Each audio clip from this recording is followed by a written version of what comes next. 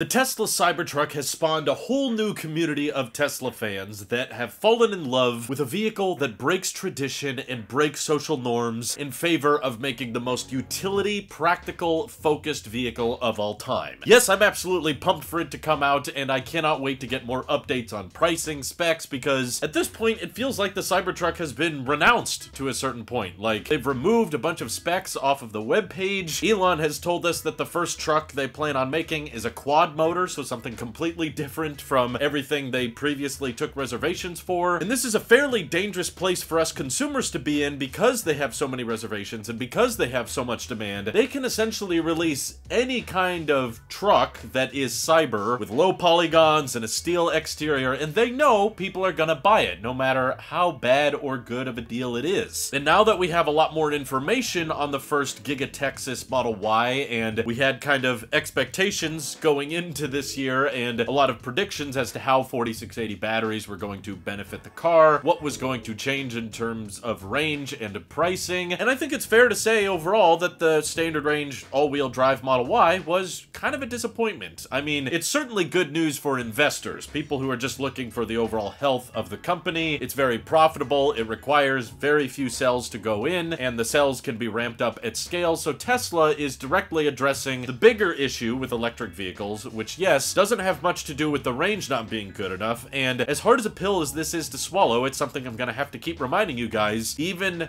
pricing of electric vehicles is not the limiting factor right now. It's not that we can't sell them cheap enough. The bigger problem is not enough can be produced. So, rightfully so, staying accurate to their mission statement, they prioritized making a vehicle that they could ramp up faster than any other configuration, thanks to the structural pack, single-piece castings, and that is a bit of a disappointment, because a lot of us were hoping for those range advantages or those cost savings to be passed on to the consumer, and now that we see how Tesla handles a situation where there's too much demand for any particular vehicle, it actually has changed my expectations quite a bit with the Cybertruck, and I know there's a lot of predictions and speculation right now. I'm going to add into the mix, I think, a little bit more voice of reason as to what you guys should expect, and no, this is not necessarily good news. I don't have sources or anything telling me, you know, this is exactly the specifications, or here's the aerodynamics or the efficiency. No, these are just what I estimate will be the outcome with the Cybertruck based on the launch of the first Giga Texas vehicle, which is the all-wheel drive Model Y. 279 miles of range, all-wheel drive for $60,000.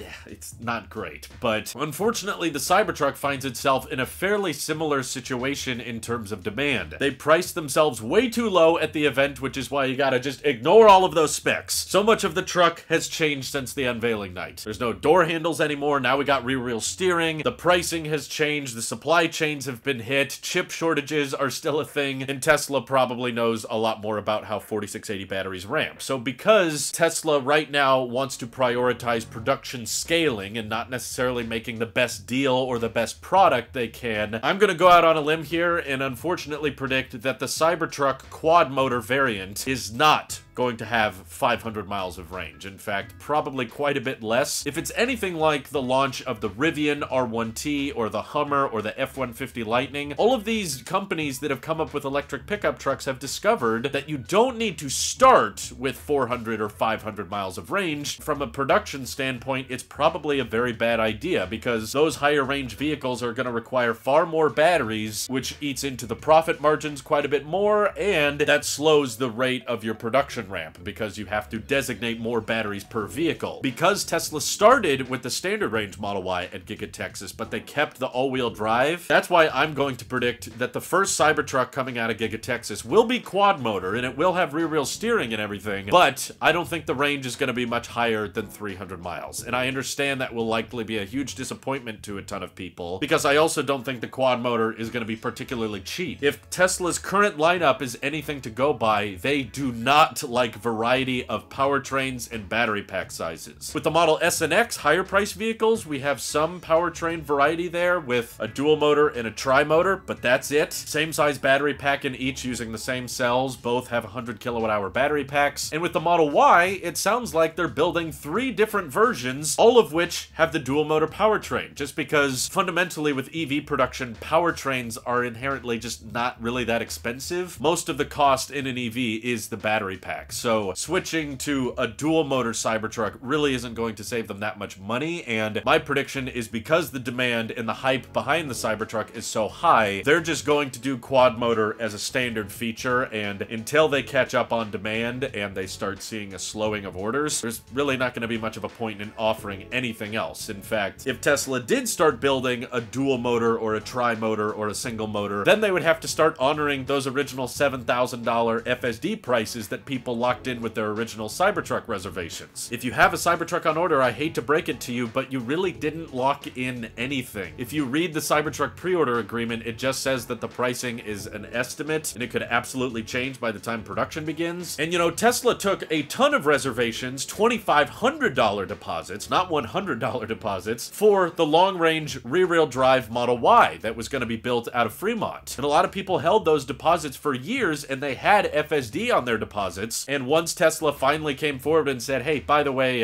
we're not making that car, you got to switch to all-wheel drive, and you got to get the long range, Tesla did not honor FSD on those deposits, even though they put down a whole lot more money than you did on your Cybertruck reservation. I know it's annoying, and it's gonna tick a lot of people off, but frankly, when you have demand this high, Tesla can afford to tick a ton of people off. And similar to how they didn't honor FSD pricing for those original deposits, I think it's fairly likely that Tesla is going to just build quad motor Cybertrucks and not honor any of the FSD deposits that people put in, because Tesla can say, well, we discontinued the model you ordered. You have to modify to get the quad motor, and because you're modifying your order, we don't have to honor that original FSD pricing. It's quite frustrating, and it's going to annoy a lot of people, I understand, but that's how Tesla has treated their customers in the past, and I'm just trying to keep expectations realistic when it comes to the launch of the Cybertruck. Having 4 motors on that thing is probably not what makes it so expensive. It's gonna be getting a vehicle of that weight and that size, with that frontal surface area, you know, the amount of drag it has, plus all of the extra complexities the Cybertruck has that the Model Y does not, whether it be rear-wheel steering, that's complicated, the exoskeleton, which does get to bypass the paint shop, which is good, but Elon has said it's gonna be a real challenge mass-producing that design. Armored glass, the vault, the air suspension, the built-in air compressor, the additional ports on the outside, additional storage, and they don't get to use the displays or seating options that the Model Y has, where it gets to share a lot of parts with the Model 3, so Tesla likely had already a bunch of suppliers providing them all of the components they needed to ramp up the Model Y. Cybertruck has different sized tires, it's gonna have totally different suspension. There's so many differences with the Cybertruck. I'm predicting they're going to try to keep the lineup as simple as they possibly can, and Tesla's probably seeing Rivian and Ford and GM right now get away with charging $80, $90, close to $100,000, sometimes more than $100,000 to sell EV trucks that have just over 300 miles of range. None of the electric pickup trucks that are being delivered right now are anywhere close to hitting 400 miles per charge. So will Tesla hit the market with the Cybertruck at 500 miles, seeing how they're launching the standard range Model Y first? I don't think so. I personally think that to maximize production and use as few cells as possible, they're going to start out with a 300-mile range quad motor, but because it's a quad motor and because it's technically way better than the prototype was, they're going to justify charging $90, $95, maybe $100,000 for this pickup truck. And I know it's not as cool or as great a deal as many people were hoping, but the truth is, with close to 2 million reservations, Tesla can afford for like 80% of those reservations to be canceled, and they would still have enough demand to sell every single truck they make. So I don't think the price is going to be particularly good, and I also don't think they're going to prioritize very high range on this first generation truck. In the future, when they catch up on demand, and maybe not as many people are ordering the Cybertruck because the range isn't what they would like it to be, that's when you could expect them to offer a 450 or 500 mile range Cybertruck, because then the limiting factor preventing them from achieving their mission statement of, you know, accelerating the transition to sustainable energy will then become the range is not good enough in EVs. So Tesla would actively try to make the range of the Cybertruck better because they know that would increase demand. But we are so far away from the Cybertruck needing more demand right now, especially because I know once production begins and once the first deliveries start, and there's suddenly YouTubers talking about, hey, we're testing out the Cybertruck today, there's going to be a lot more eyes on the product and a lot more people talking about it, and then there will likely be another huge surge of orders. But hopefully by that point, Tesla has been a bit more transparent with what pricing and specs to offer, but I just can't envision a scenario where Rivian is getting away with charging $85,000, $90,000 for their 300-mile range pickup truck, but Tesla, with their Cybertruck, with the amount of demand and reservations they have in store for it, they're just gonna start out with the 500-mile range option?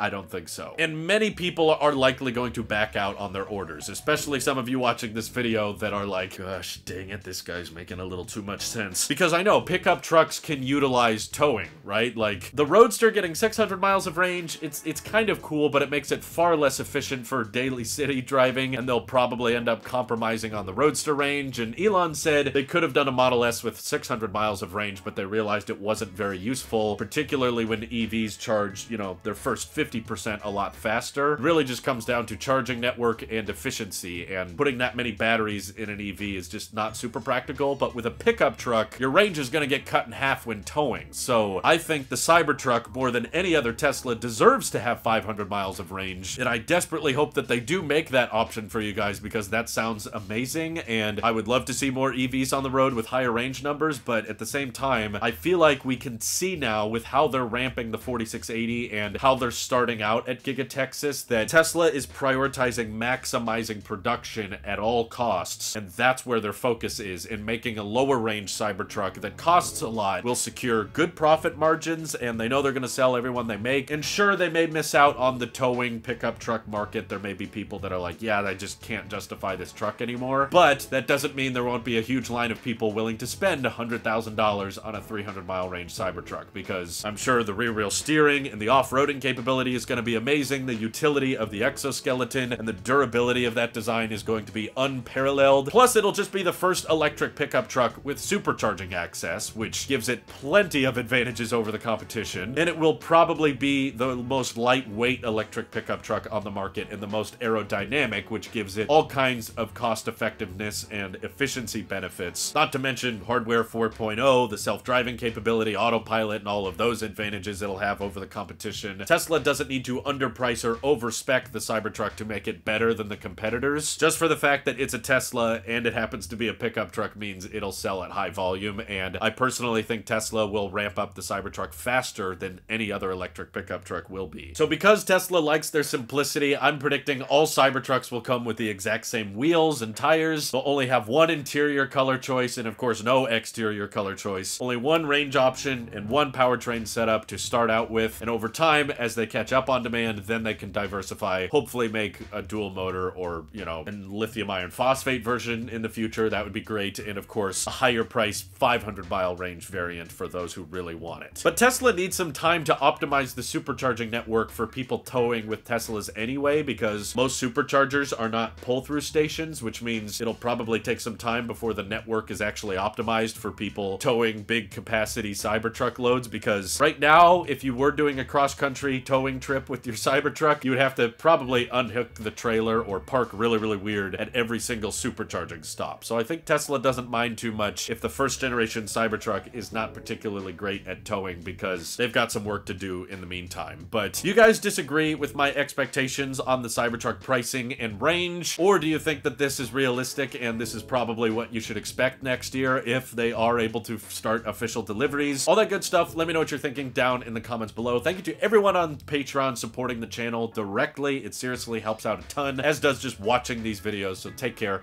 Have a great day.